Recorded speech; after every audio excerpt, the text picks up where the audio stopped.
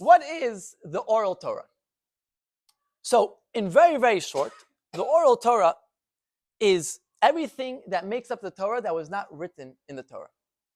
It wasn't written in the Torah, it's between the lines. It was said over verbally to Moshe on Mount Sinai.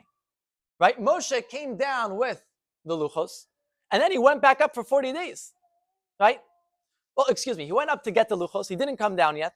He went up for 40 days. In 40 days, obviously Moshe was no ordinary person. He managed to study the entire Torah. So that is the oral tradition. How do we know there's an oral tradition? Who says? Who says that there's more to the Torah than meets the eye? Maybe it's just... Say it again. Oh, that's what we're getting to. That's what we're getting to. There's plenty of books, one thing at a time. Where did the oral Torah go? We'll get there. Who says there's an oral Torah? Well, there's two key answers to this. The first one is, it's very, very self-evident. To anyone that opens up a Chumash, it is self-evident that there's more than meets the eye. There's a whole nother Torah. Why is that? The Torah is very, very lacking. How can you say that, right? It's God's book. It's the most perfect book. It's the best-selling book of all time. But the Torah is very lacking. It is, for the most part, a closed book. It's a closed book. Why is that? Let's take one example. The most iconic mitzvah. The most iconic mitzvah would be the tefillin, right? For Jewish men, every morning to put on the tefillin. The tefillin, what does it say in Torah? We read in the Shema, you shall bind them for a sign on your arms and a sign between your eyes. That's all it says. A sign on your arm and a sign between your eyes. What are you binding? How are you binding? Where are you binding? Right? Where on your arm? Is it between your eyes right here? It just says you should bind them. You should bind them. That's it. A completely cryptic sentence. So the Bible critics, the people that have cast doubt on the Bible, they jump in this and they say, look, you see, it doesn't make any sense. It doesn't make any sense. But that's obviously ridiculous. Why is that? Because even a simple author would write a book that makes sense, would write a handbook that you could read, you could understand, write a guide, right? Anything you order from Amazon has a step-by-step exactly how to do it. So definitely the book given by God from Moshe should be understandable. The fact that it's so not understandable in many regards, the tefillin is just one example, right?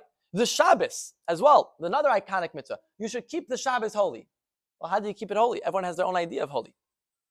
So the Torah itself is telling us that there's much more than what meets the eye. There's much more than what meets the eye. That is one very simple proof that there is an oral Torah, because, again, the Torah itself leaves so much to be desired. The Torah leaves so much to be desired. Then there is the much better answer. This was not the greatest answer. There's a much better answer how we know there's an oral Torah. I mentioned last week that I teach some bar mitzvah boys here.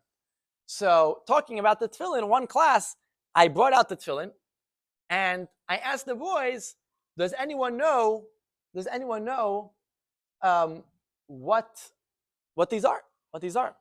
So one boy shoots his hand up, and he says, absolutely, for sure I know what those are. That's what my father puts on every day. That's what my father puts on every day. Which is very sweet. And in a sense means that his father didn't do a good job of explaining what he's doing, because the son sees him every day but has no clue what his father is doing. But in a sense, that is the best answer. In a sense, that's the best answer. What is Torah and what is really all of Judaism? What my father did. Thank you, Ron.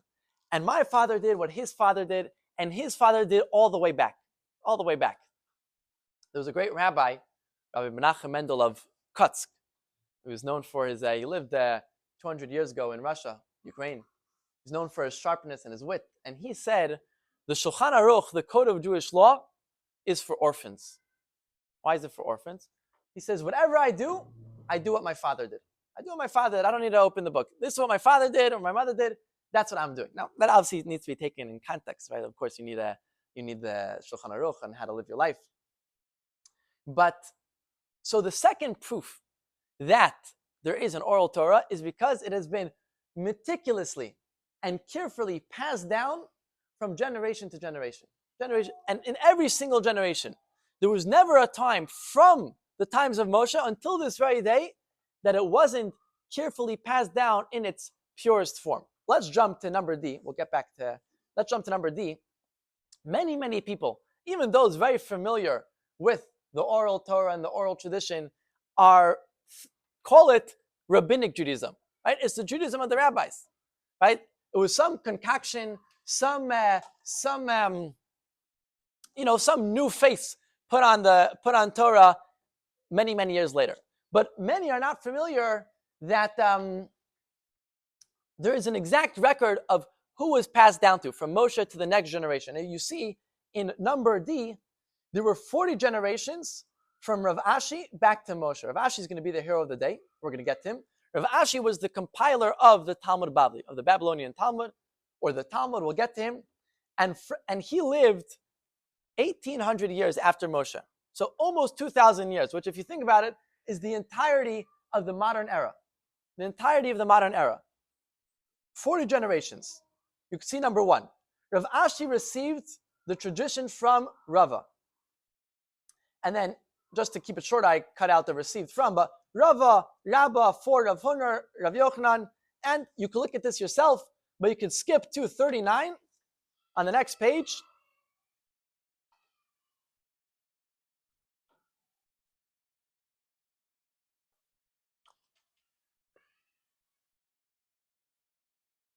"39 is Yoshua, Joshua. 40 is Moshe, our teacher, received the tradition from the Almighty." And in between each one of these 40, it wasn't like us back to Rav Ashi, which is by now also 1,800 years ago. Each one directly received. Rav Ashi directly received from Rava, just like 39 and 40, Yoshua and Moshe. What does the Torah say? Yoshua never left the tent of Moshe. And it's not like it was all dependent on one person, which with each of these people, there was tens of thousands, hundreds of thousands of rabbis and students that also received the Torah. These 40 were the leaders of the generation. Like Yoshua, how many people heard Torah from Moshe? 600,000 people received the Torah from Moshe. From 600,000, there was one that was a head and shoulder above the rest. Right? There was one who gave himself over completely. So his name is what was recorded. But together with him, there was 600,000 that heard the exact same thing. I unfortunately didn't print it on the paper, but there's a very fascinating idea from Rabbi Yehuda Halevi. Rabbi Yehuda Halevi was the great poet. There's a congregation here in Oahu called Sof Marav. Sof Marav on Kailua. And what that name comes from is a very famous poem from about 1,000 years ago, which says, Libi b'mizrach, v'ani b'sof marav. My heart is in the east, but I am in the far west. Right? He was saying that even though he's distant from Israel, which is in the east, we pray towards east, but he is in the far west, and Hawaii is the farthest west from Israel. So that is Rabbi Yehuda Halevi, the famous poet. He lived in Spain in the 11th century. He is known for, Rabbi Yehuda Halevi. Oh, thank you, Ron.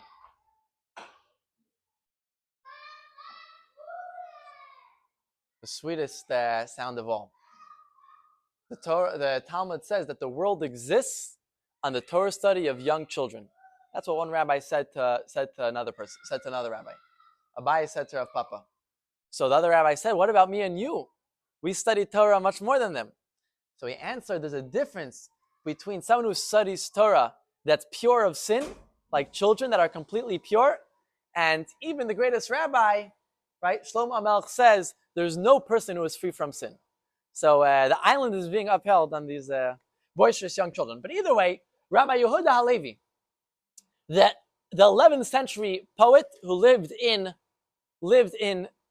Spain, his whole life he wanted to immigrate to Eretz Yisrael, to the land of Israel, and his life ended very tragically. At at an old age of 70 something, he made Aliyah. He made the then arduous trek from Spain to Eretz Yisrael, to Israel. And when he got there, as was the custom of many, he bent down and kissed the ground. He bent down and kissed the ground. And an Arab anti-Semite saw him and trampled over him with his horse. And he was killed on the spot. And that is the end of his life. Unfortunately, nothing has changed in the last 1,000 years. But Rabbi Yehuda Halevi has survived the test of time. Right, here we are, 1,000 years later. He lived 1,000 years ago, still talking about him. So Rabbi Yehuda Halevi is famous for his poems, but also for a monumental work on Jewish philosophy. In many regards, the most monumental work. It is called the Kuzari. The Kuzari. Why is that an odd name? There is a legend, and it existed, that in the 7th century, there was the kingdom of Khuzar. The kingdom of Khuzar. And this was in the Balkan Mountains, right? Somewhere, I think, in the area of, somewhere in the Black Sea. I think where now Uzbekistan is. And the king of Khuzar, he brought together a rabbi, a priest, and an imam. It sounds like the beginning of a bad joke, but it's a true story. He put together a rabbi, a priest, and an imam. And he asked the priest, right, between the three religions, Christianity, Islam, and Judaism, if you wouldn't vouch for Christianity, who would you tell me to attach myself to? Who would you vouch for? And the priest says, well, Judaism, of course. The Christians come from they believe they're the new Jews, but we come from the Jewish people. And then he asked the imam, if you were going to vouch for one religion outside Islam, what would it be? And he said, well, of course, Moses is the prophet. Even the Quran believes that Moses is the prophet. So he said that, I think there's a word for this sort of logic, it escapes me, but he says that between all three, and the Jewish person has said, of course, there's nothing outside Judaism. So he said he needs to look into Judaism. And he brought a rabbi, and he had this lengthy philosophical discussion with him about the tenets of Jewish faith. And after a lengthy discussion, he was convinced, and the king and the entire kingdom of Khuzar converted to Judaism. It was a wondrous thing, and they existed for a couple hundred years. I don't know what was exactly their demise, but eventually, they went the way of all civilizations, and they only exist in history books. But for a period of time, they were a fully Jewish state. So Rabbi Yehuda Halevi, he wrote a book recording this conversation between the rabbi and the king of Khuzar, and it's called the Kuzari, and it's a fascinating read. There's a big historical question: is the book actually the record of that conversation, which happened a couple hundred years earlier, or did he just use this as a good idea? Was it just a good idea that that he knew the story and he placed his ideas on this story? Either way, in the Kuzari, he writes one of the key proofs, so to speak, the key proofs for the truth of Torah and the truth of Sinai and the truth of all the subsequent oral tradition. And this is a very, very foundational idea in Yiddishkeit, in Judaism, which that is that all other major religions start from a revelation to a single person, right? In Christianity, it is Paul on the road to Damascus, right? He had this vision, right? In Islam, right? It's Allah came to Muhammad himself. And then these individuals managed to sweep up first a small group and then a larger group and then a larger group and eventually reach these billions of people. But everything starts with an individual revelation, which is non-falsifiable, right? Who's going to argue? Right? Who knows? We're in there. As opposed to Yiddishkeit, Judaism, which it's recorded and passed down from generation to generation, that we started off with a story of 600,000 people. What we're going to celebrate in 2 weeks on Shavuos was to 600,000 people. So therefore, you can't make it up. Imagine I tell you that, yesterday a dragon landed on Mauna Kea in the Big Island. Now, it sounds a bit preposterous, but if I'm charismatic enough, right, I could sell you the Brooklyn Bridge, right? Many, many, many people have been sold the Brooklyn Bridge and much more, right?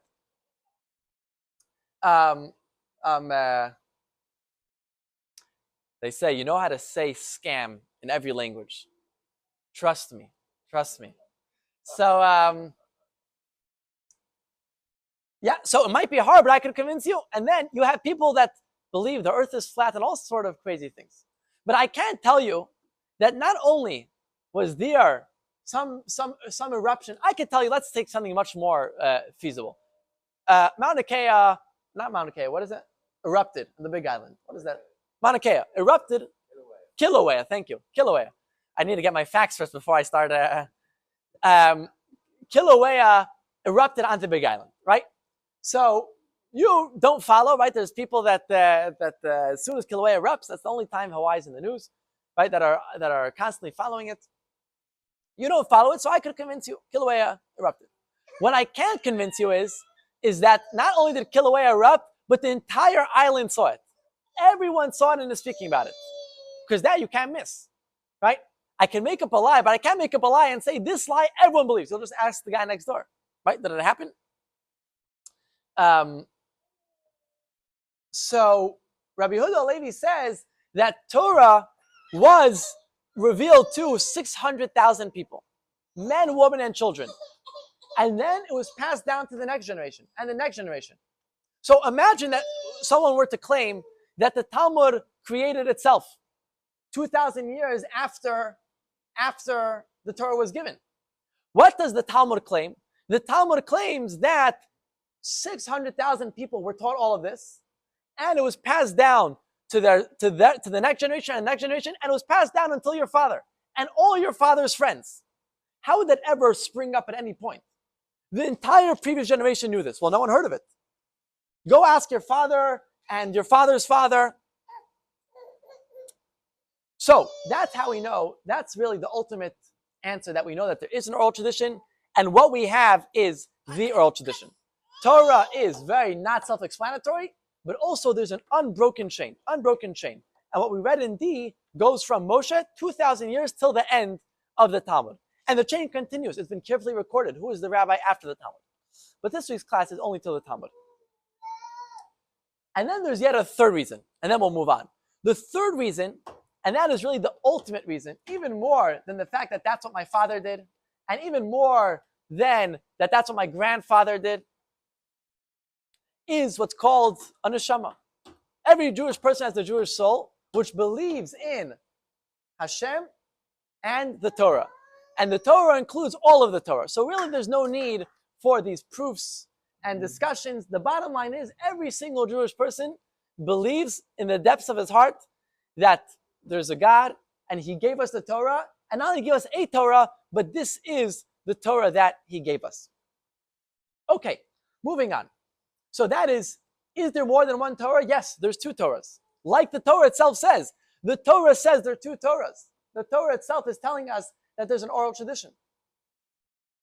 What is the oral tradition? We said all the explanation of everything left out in the Torah. How do you put on tefillin? How do you keep Shabbos? How do you pray? How do we know there's an oral tradition? That we spoke about at great length. Let's move on. Why is it oral? Why is it oral? Why could it not just all be written out? Why could it not just all be written out? Wouldn't that be so much simpler? So let's see in number C. In number C. This is a quote from the Talmud. Okay. Rabbi Yehuda Bar Nachmani, the disseminator for Rabbi Shimon ben Lakish, he was his I guess in the language of the Talmud, his PR guy. No, he was the one who would be the rabbi and then someone who would teach his classes. Expounded as follows. He's explaining the verse. It is written, write for you these matters. That is Hashem speaking to Moshe to write down the Torah. And it is written later in that same verse for on the basis of these matters. How can these texts be reconciled? Now, what's the problem? Write for you these matters, write the Torah, and then later it says, according to this Torah, such and such and such. What's the problem? The problem is, you see, is that in the bracket it says al pi. The Hebrew word for according to is al pi, and that means literally on the mouth, by word of mouth. In Hebrew, the word for according to is by the mouth. So in one place, the Torah says the Torah should be written. In another place, the Torah says that it should be said. So it answers the Talmud. They mean to teach matters that were written. You may not express them orally, al peh, and matters that were taught orally, you may not express them in writing. What does that mean? The Talmud says the written Torah, which is the Chumash, cannot be said orally. Cannot be said orally. In fact, when I read the Torah every week over here in Shul, the most difficult part is not the reading or remembering or even getting the tune right. The most difficult part is the Torah is even about a half a page of this. That's each column. A bunch of lines. And after having read out loud that from beginning to end the Torah about 40 or 50 times, at the end of each line, you know the next word, right? And most of the times, you just say it, you get to the end of the line, and you say the next word. But in fact, that would disqualify the entire Torah reading. The entire Torah reading would be disqualified because anything which is written, the Torah cannot be read orally. The simple reason is very simple. Because that leaves room for all sort of mistakes. Right? Even if you think you know the Torah by heart, there's always going to be some word, something that you missed. So that's why most times when I get to the end of the line, I'll say the next word, and then I'll have to go back and say it inside. As well, a lot of times, you'll see a lot of people, especially bar mitzvah boys, they get to the end of the reading, and by the end of the reading, they already look out. It happens all the time. The rabbi will say, you got to go back inside and read it from inside the book. Very, very key to read it from inside the book. That's as far as the written Torah. But we want to speak about the next part. Matters that were taught orally, you may not express in writing. This is one of the mitzvahs, one of the laws in the Torah, to not write down the oral tradition, to not write it down. All of the oral tradition, which is huge beyond measure, was passed down orally for not 1,800 years, for 1,500 years. We'll get to that in a moment. For 1,500 years, Moshe taught it to Yeshua and all the Jewish people. And every Jewish person was familiar with the entire Torah orally, by heart. He knew it offhand. I should have put this on the page, I forgot, but we read now every Shabbos a chapter of Pirkei Avos. Pirkei Avos is a section of the Talmud and ethics of the Talmud. And yesterday we read how Torah used to be learned.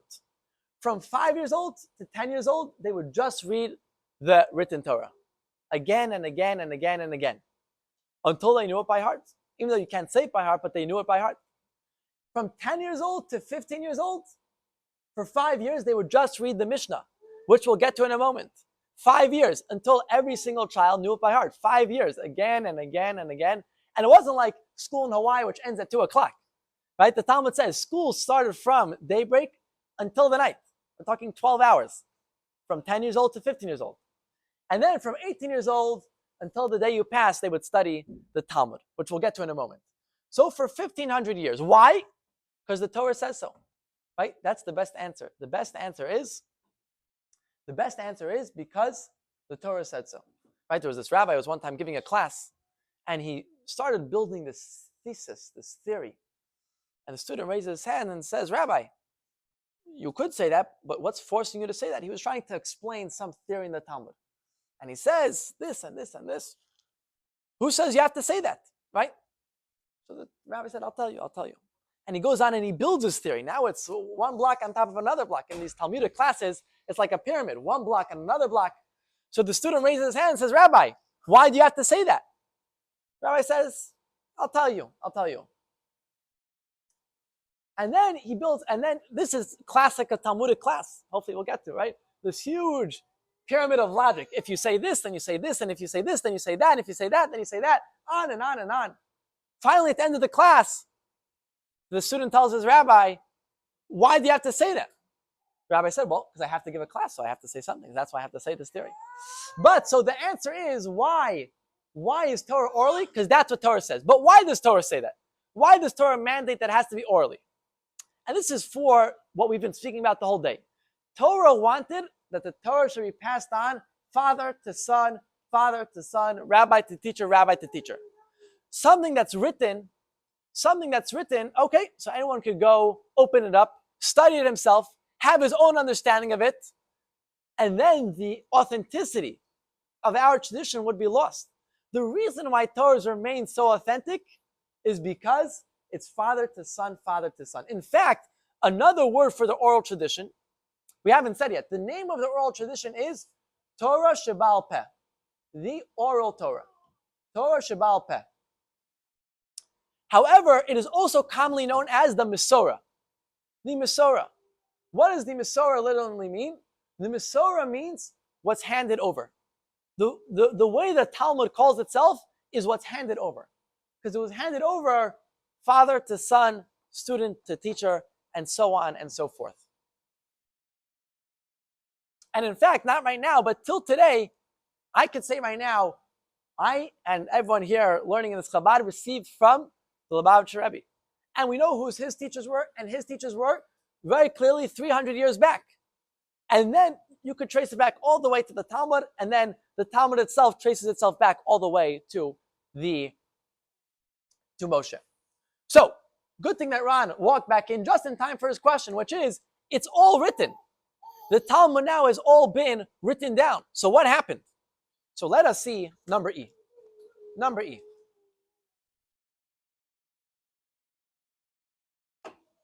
Mario, can I ask you to read for us? No? Okay. Daryl. E. Rabbeinu HaKodesh composed the Mishnah from the days of Moses, our teacher, until Rabbeinu HaKadosh. No one had composed the text for the purpose of teaching oral law in public. So I'll just stop you there for a moment. Rabbeinu HaKadosh, that is Hebrew for our holy Rebbe. Every rabbi is called Rabbi so-and-so. Rabbi this, Rabbi that. In all of history, there's only one person who's called Rebbe, the teacher. The teacher with a capital T. In modern times, we refer to the Lubavitcher Rebbe as the Rebbe. But in Torah literature, there's one person who's called the Rebbe, or Rabbeinu HaKadosh, the holy Rebbe. His name was Rabbi Yehuda Hanasi, Rabbi Yehuda, the leader. He lived 200 years after the second Beis HaMikdash was destroyed, which is in the 3rd century of the Common Era. And he was a direct descendant of King David, and he was the leader of the Jewish people in the 3rd century, 200 years after the Beis HaMikdash was destroyed. And in a moment, we'll get to why that is so significant. But what we're reading here, this is from Maimonides, this is from the Rambam.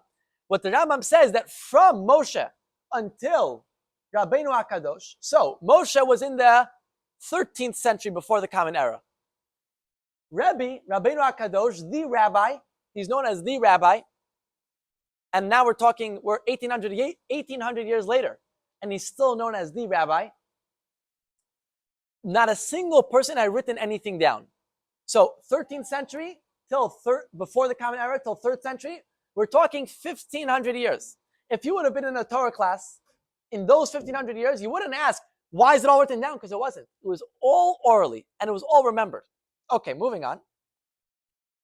Why did Rabbeinu HaKodesh make such an innovation instead of perpetuating the status quo?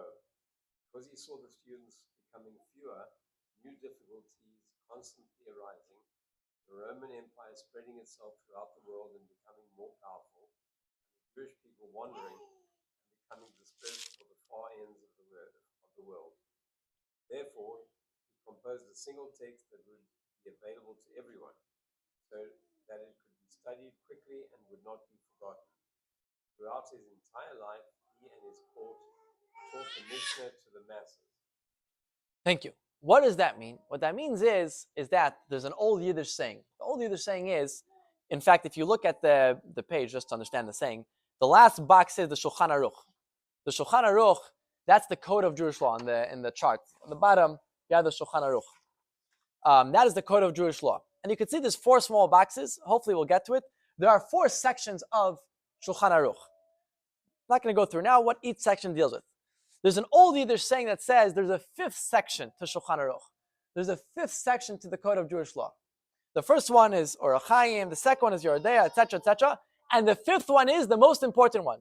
The fifth one is common sense. Common sense, right? And this is no joke. A good rabbi is not someone that has a great memory and not someone that knows all the laws. A good rabbi is someone that could apply his common sense to the situation, right? You need to know where and when to apply it. But a good rabbi has common sense. I had a teacher who once told me about a story that happened with him, that he one time was salting meat, right? To make meat kosher, you have to salt the meat. And to salt it, you need to put it on a slant, right? Because if you put it in a just a regular vessel, it will sit in all the blood that comes out, and the blood will go back in, right? So that's pointless. It needs to be either in a something perforated that it drips out, or at least on a slant that the blood slides down. And he forgot. He salted a whole bunch of meat, and he forgot to put it on a slant.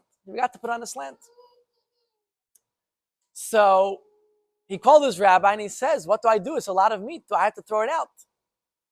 So the rabbi says, "Well, I know the building that you live in." This is a long time ago. This rabbi is an old fellow, and this when he was young. The building that you live in is built on a slight slant, right? It's like the Leaning Tower of Pisa. It's built on a slight slant, and that will do. Even if it's on your counter, all your counters are slightly slanted, and that will do. Now, to say that, you need to know a lot of Jewish law to know in what situation can you rely on a slight degree of slanting, but also to have common sense, right? So, the rabbi, he saw that the Torah needs to be oral. However, if you're gonna, and Yiddish is saying, with your head in the wall, nothing can be remembered. Why? Because 1,500 years after the giving of the Torah, the people were not on the same level. And it was not in their capacity to remember the entirety of the oral tradition. Specifically, when did he live? What happened about 200 years after the destruction of the Second Temple? The key Jewish event at that time was the Bar Kokhba revolt. The Bar Kokhba revolt. There was a Jew who revolted against the Roman Empire and was almost successful in overcoming the entire Roman Empire. Long story, but in short, Josephus records this at length. In short, he and many hundreds of thousands of Jews were annihilated, and this was like the final blow, because this was the final hope after the Beit HaMikdash was destroyed to rebuild. And when he was wiped out, it was the final blow, and that's when the exile really begun. And the Jewish people were crushed, and that affected the morale of all the Jewish people.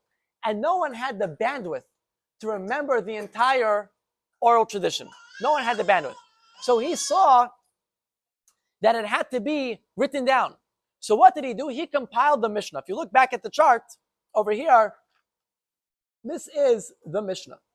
And that is, we'll get to in a moment if we have time, what's in between. This is the written Torah, and then you have the Mishnah. The Mishnah in Hebrew, there's the simple meaning and the Kabbalistic meaning. The simple meaning, Mishnah means teaching, right? It means teaching, and it comes from the root of review. It sounds similar to the Hebrew word of Shana. Shana means year, but it means a cycle, right? Shana is cycle because every year, the year is on repeat. Mishnah means teaching from the root word of repeat. Because back in the day, once the Mishnah was written down, it would be repeated and repeated and repeated to not forget it. Kabbalistically, Mishnah in Hebrew is the same words as Nishama. Nishama. Mishnah, Nishama has the same letters, because when one studies even the most seemingly dense and seemingly dry laws, what does the Mishnah talk about? Right? Seeds, you could see there's 6 sections in the Mishnah. Seeds is the agricultural laws. Seasons is the holiday laws. Women is the laws of marriage. Damages is property law and business law. Holy things is the laws of the sacrifice. And purities is the law of purity, mikvah, and the such. All all the basics of Jewish life. And for the most part, very technical laws, right? Seemingly very dry. However, when one studies Torah, even the most technical laws of damages, it awakens one's neshama. So Mishnah comes on the simple level from the root of repeat, and on a deeper level from the word nishama. In Hebrew, it's the same letters, Mishnah, Nishama. And that is also why in a yard site, when the anniversary of one's passing, the custom is to learn Mishnayos, because the Mishnah affects the Nishama. So the Rabbeinu HaKadosh, Rebbe, he wrote down the Mishnah. However, there was still the injunction, there was still the law in place to not write anything down. So what did he do? He wrote down the bare minimum. He wrote down the bare minimum. The Mishnah is quite lengthy. You can see over here it's 6 sections. Each section is divided into 10 books. So there's 60 books in the Mishnah. Each book is divided into chapters, about 10 chapters. So there's 545 chapters in the Mishnah. And each chapter is divided into individual Mishnayot, individual teachings. And there's 4,500 and some odd number of Mishnayot. So it is quite long, but that is considered extremely, extremely brief. Extremely brief. Why? Because the oral tradition was not supposed to be written down. It was not supposed to be written down. He saw that people were forgetting, so he wrote down the most basic necessity. The Mishnah, if you read it now, is basically shorthand notes. Shorthand notes. So what did the rabbis do? The rabbis got together and started discussing the Mishnah. They started discussing the Mishnah. And what ensued was the following 400 most consequential years in all of Jewish history. One could say, in our 3,300 years of history, the most consequential were the following 400. We spoke last week that whatever you're talking about to a rabbi is the most consequential. Today is the most consequential, so you have to come to shul today. And tomorrow is also the most special day. So you have to come to shul today. And you're the 10th guy for the minyan, even though you're number 2, right? But everyone's the 10th guy for the minyan, right? So everything is the most important, and it's true. But truly, the 400 years following the Mishnah were the most consequential. Why is that? For the following 400 years, the rabbis argued out and discussed every single detail and dot of the oral tradition. After 400 years was Rav Ashi. Getting back to number D, number 1 was Rav Ashi. And Rav Ashi, he compiled all 500 years of discussion. So if someone were to open up the Talmud, and please God, next week we'll dive into that in great detail, what is the Talmud and what it looks like. If someone were to open up the Talmud, you're walking into the study hall 1,800 years ago, a 500-year discussion. A 500-year discussion. And these discussions went on from generation to generation for 500 years. We mentioned last week, some discussions in the Talmud were settled in a day. Some, the Talmud says, they argued about this for 3 years. One question the Talmud debates, is it more worth it to exist or not to exist? For 3 years they argued, right? Because life is filled with so much suffering. But that's a class just for itself. And then some questions they argued for 22 years. Can you imagine? 22 years they're arguing, back and forth. This one says this one says that. And they were arguing about the finest details of Jewish law. So the Talmud is a record of the following 400 years following the Mishnah, arguing over every single aspect of Jewish law. Rav Ashi compiled. Now, can you imagine compiling 500 years of discussion? The Talmud itself says that it took Rav Ashi 30 years just to compile and another 30 years to edit it. So writing the Talmud was a 60-year project. A 60-year project ending off 500 years. We just have a few minutes left. So just to recap and get to who was the greatest rabbi. Is there more than one Torah? There's absolutely. The Torah itself says in number A, the Torah itself said last week, there are 2 Torahs. Not, God forbid, the Old and the New Testament. There's one Testament, but there are 2 Torahs, the written and the oral. What is the oral tradition? Everything the Torah left out. Both the laws and the stories. Very quickly, if you get to our page, we skipped over the middle part. There's the written Torah, and then we jump to the Mishnah, because that is the most important part. That is all the laws. In middle is what's called the Medrash. The Midrash is all the stories that were left out. At what age is Avram Avinu, the first Jew? At what age is Avram Avinu introduced to us in Torah? At the age of 75. He had a full life before. So the Medrash will fill in that story. At what age is Moshe introduced to us? When he's born, and then he escapes from Egypt, and he returns when he's 80 years old. Right? We only know the last 40 years of his life. The Medrash fills that in. So the Medrash, this box is all the stories of the Torah. We'll get to the other boxes he's got next week. So the Medrash is all the stories. The Mishnah is all the laws. So their oral tradition is two things: the stories that are missing from Torah and all the laws that are missing from Torah. How to put on tefillin, how to keep Shabbos, how to pray. How do we know there's an oral tradition? Primarily three things. The Torah is so open-ended, right? The Torah leaves so much room for explanation. Number two, the key thing is, this is what my father did. Like the rabbi who said that the Talmud is for orphans. I do whatever I do because that's what my father did. And of course, everyone needs to study the Torah, even if you have a wonderful father. And thirdly, we know that it's true because we have a neshama, a soul that believes very strongly in all of this. And that's the ultimate answer. And that's why, parenthetically, in the Rebbe's approach, and really all of Judaism's approach, was to never argue, never debate religion, because that's not the point. You already believe in it. You just haven't realized it yet. Third, where are we? Why is it oral? In order that it should be passed down father to son, in order to keep its authenticity. Father to son, father to son. When and why did it change? It changed 1,500 years between the first line in this page and the second line is a period of 1,500 years. Why did it change? People didn't have the bandwidth. It was just too difficult to remember this colossal amount of Torah. I will speak more about that next week. What makes up the oral tradition? So primarily, the Mishnah is the chief work, with the Talmud explaining that chief work. 500 years of arguments and discussion. And next week, please God, we will finish off the series with diving into what is the Talmud. We're going to go through a page of Talmud, explore it, see what it is, and everything there's to know about the Talmud in 60 minutes. Just to finish off, who's the greatest rabbi of the Talmud? The greatest rabbi of the Talmud itself says, is not the rabbi who put together the Mishnah, not Rav Ashi, who put together the Talmud, someone known as Rabbi Akiva. Rabbi Akiva, one of the most famous rabbis, and the Talmud says that all of the Talmud, all these discussions are all based on his teachings, Rabbi Akiva's teachings.